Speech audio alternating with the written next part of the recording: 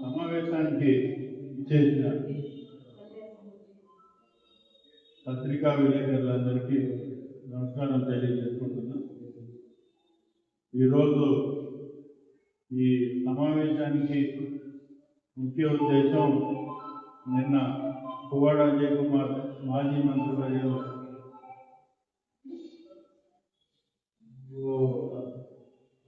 మీటింగ్లో తుమ్మల గారిని ఉద్దేశించి మాట్లాడుతున్న దాని మీద ఈరోజు ఈ సమావేశం ఏర్పాటు చేయడం జరిగింది. మరి ఆయన నిన్న వాళ్ళ పార్టీ మీటింగ్లో మాట్లాడుతూ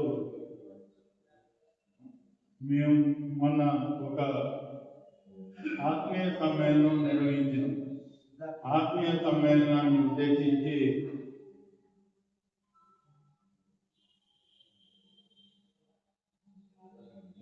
మరి ఆ సమ్మేళనానికి ఎవరు రాలేదు, ఖాళీ కుర్చీలు కనిపించినాయి.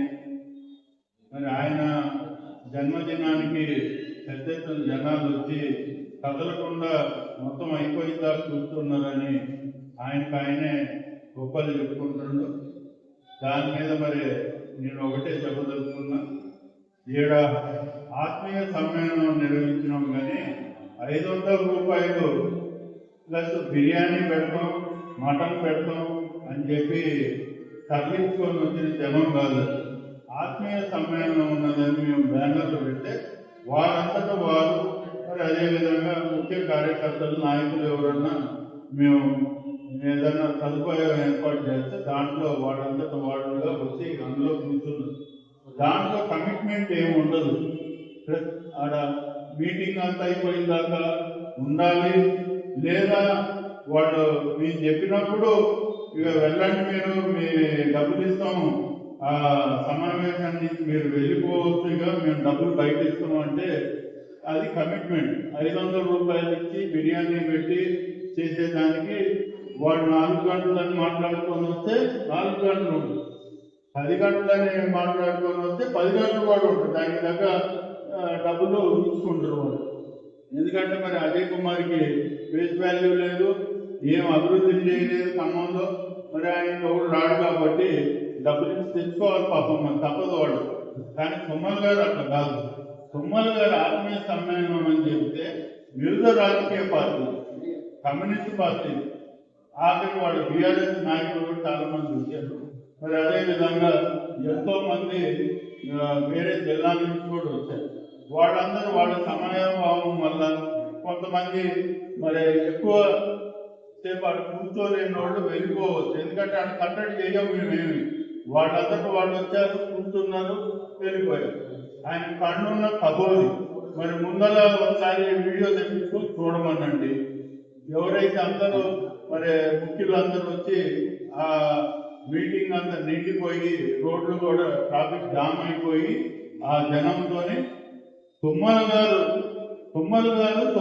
ఆయన ఆత్మీయ సమ్మేళనానికి రావడానికి వీలు పడినంత ట్రాఫిక్ జామ్ అయిపోయి 2-3 గంటలు ఆలస్యంగా రావాల్సి వచ్చింది సమావేశంలో. ఏమన్నా బుద్ధి జ్ఞానం ఉన్నోడు ఎవడైనా మాట్లాడేటప్పుడు అవన్నీ ఆలోచించారు. మేము 3:30కి ఆడి నుంచి మొదలు పెడితే దాన్ని ఏమంటారు, డివిజన్లలో కానీ లేకపోతే వాళ్ళు కానీ అందరు తల్లి రావటం జిల్లా మొత్తం నలుమూలల నుంచి వచ్చారు. వస్తే మనం 6ంటికి అనుకున్నది అది 8ంటికి ప్రారంభం. అంత లేట్ అయినప్పటికీ అప్పటిదాకా ఉన్నారు. మరి ఇవన్నీ కారణాలతో ఉన్నప్పటికీ కూడా మేమేం ఆడ బిర్యానీలు పంచలేదు, డబ్బులు పంచకపోయినా దగ్గర 15-20 వేల మంది జనాలు మరి ఆ రోజు అక్కడికి రావడం జరిగింది. పెద్ద ర్యాలీ నిర్వహించుకుంటూ వచ్చినాం. కావాలంటే మీకు కానీ మీ అందరికీ తెలుసు, మీరందరూ చూశారు, వీడియోలో ఉన్నాయి. మరి ఆఖరి వరకు ఉండాలన్నది మా కమిట్మెంట్ కాదు. ఆత్మీయ సమ్మేళనంకి వచ్చిన వాళ్ళు మేము వచ్చామా, ఆయన కలిసామా అన్నట్టుగా అందరూ రావటం వెళ్ళటం, వచ్చేవాళ్ళు వస్తారు, పోయేటోళ్ళు పోతాం, ఇది కథ. మరి అదేవిధంగా ఆయన అంటే ఏదో బాగా అభివృద్ధి చేసిండంట. మరి అప్పుడేయో బాగా మరి టీఆర్ఎస్ ప్రభుత్వంలో ఇక చెప్పలేనన్న అభివృద్ధి కార్యక్రమాలు జరిగినాయి. మరి ఇప్పుడు ఏదో జరగట్లేదు. ఏం జరగట్లేదు చెప్పండి ఒకసారి. ఆ టైంలో వాళ్ళ టైంలో జరిగేది ఇప్పుడు ఏమి కాంగ్రెస్ ప్రభుత్వంలో ఆగిపోయినాయి ఏదో మరి వాళ్ళు చెప్పమన్నాడు. అబద్ధాలు చెప్పడం కాకుండా మరి ఆ ప్రభుత్వంలో ఏమిచ్చారు మరి మేము ఇదేమి ఏందో క్లియర్గా చెప్పమన్నాడు. ఏమంటే మరి ఇప్పుడు మేము ఎలక్షన్ ముందల చెప్పిన హామీలు అంటే రాష్ట్ర ప్రభుత్వం కానివ్వండి, మరి ప్రియాంక గాంధీ కానివ్వండి, రాహుల్ గాంధీ గారు కానివ్వండి, మా రాష్ట్ర ముఖ్యమంత్రి రేవంత్ రెడ్డి గారు కానీ, ఇక్కడ పోటీ చేసి గెలిచిన ముగ్గురు మంత్రులు కానివ్వండి, ఎవరు ఇచ్చిన హామీలు కూడా ఇప్పుడు ఆగి రావడంతోనే ఉచిత బస్సు మహిళలకు ఇచ్చినాం. మరి అదే విధంగా అడిగిన వాళ్ళకల్లా రేషన్ కార్డు ఇచ్చినాం. రేషన్ కార్డుతో పాటు సన్నబియ్యం ఇచ్చినాం. సన్నబియ్యంతో పాటు ఇందిరమ్మ ఇళ్ళు అడిగిన వాళ్ళకల్లా డివిజన్లలో ఒక్క ఇందిరమ్మ ఇళ్ళు వచ్చిందా అని అడుగుతాను. నీకు కళ్ళు లేకపోతే నా దగ్గరికి వస్తే మా కార్పొరేటర్లందరం దేశపోతాం, డివిజన్ తిప్పుతాం, ఎన్ని వందల ఇళ్ళు ఇందిరమ్మ ఇళ్ళు ఇచ్చినాం అన్నది నీకు చూపిస్తాం. 3000 పైచీలకు ఇందిరమ్మ ఇళ్ళు ఇచ్చినాం. నీకు దమ్ముంటే రా, మేము చూపిస్తాం ఇందిరమ్మ ఇళ్ళు ఎన్ని ఇచ్చినాం. నువ్వు నీ కిరాయి మనుషులు 100 మందిని పెట్టుకొని ఇందిరమ్మ ఇళ్ళు ఇందిరమ్మ ఇళ్ళు వచ్చినాయా రాలేదని పీఠం కాదు. నీకు ఇందిరమ్మ ఇళ్ళు నిజంగా చూడాలనిపిస్తే మీరు డివిజన్ తిప్పి ఎన్ని వేల ఇళ్ళు ఇచ్చినాం అన్నది చూపిస్తాం. ఇంకా మీ సంగతి చెప్తా. 10 ఏళ్ళు మీరు డబుల్ బెడ్రూమ్ ఇచ్చినవని మొత్తం జిల్లా వ్యాప్తంగా 2000 ఇళ్ళు డబుల్ బెడ్రూమ్ ఇళ్ళు కట్టి మొత్తం ఇక అదే మొత్తం 10 ఏళ్ళు కట్టారు. ఇగో డబుల్ బెడ్రూమ్లు ఇస్తాను, ఇగో డబుల్ బెడ్రూమ్లు ఇస్తాను. ఎన్ని ఇచ్చినావు? ఒక 15-20 డబుల్ బెడ్రూమ్లు డివిజన్కి ఇచ్చినప్పటికీ అవి ఏమి ఇచ్చినావు? దొంగ డ్రాలు తీసి అమ్ముకున్నారు నీ కార్యకర్తలు, నీ టీఆర్ఎస్ నాయకులు. 1-2 లక్షలకి దొంగ డ్రాలు తీసి అమ్ముకున్నారు. ఇది నువ్వు చేసిన భాగవతం. నీ టీఆర్ఎస్ ఆధ్వర్యంలో జరిగిన కార్యక్రమం. మరి ఇంకోటి చెప్తాడు, ఆయన ఉన్నప్పుడు కేసీఆర్ ద్వారా శాంక్షన్ చేయించిందని చెప్తాడు. టేబుల్ బ్రిడ్జ్ శాంక్షన్ చేయించినోడు ఎందుకు కట్టుకున్నాను? కనీసం శాంక్షన్ చేయించినోడు శంకుస్థాపన కూడా ఎందుకు పోలే? మేము కూడా అంటాం, ఇప్పుడు శాంక్షన్ చేయించినాం అంటాం అనేసి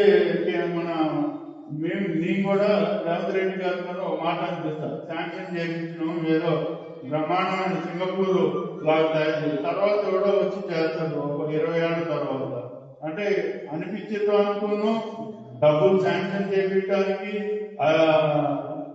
టెండర్లు పిలవడానికి, కాంట్రాక్టర్లు వచ్చి పని మొదలు పెట్టడానికి, మరి పని పూర్తవడానికి తేడా లేదా?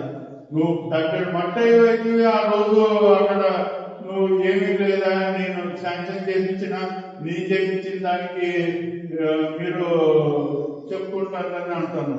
నేను ఒకటే అడుగుతున్నా, మేము ఏడవడం కాదు, కాంగ్రెస్ కార్యకర్తలు బ్రిడ్జికి ఏడైనా కూడా ప్రజలు నమ్మరంటున్నాం.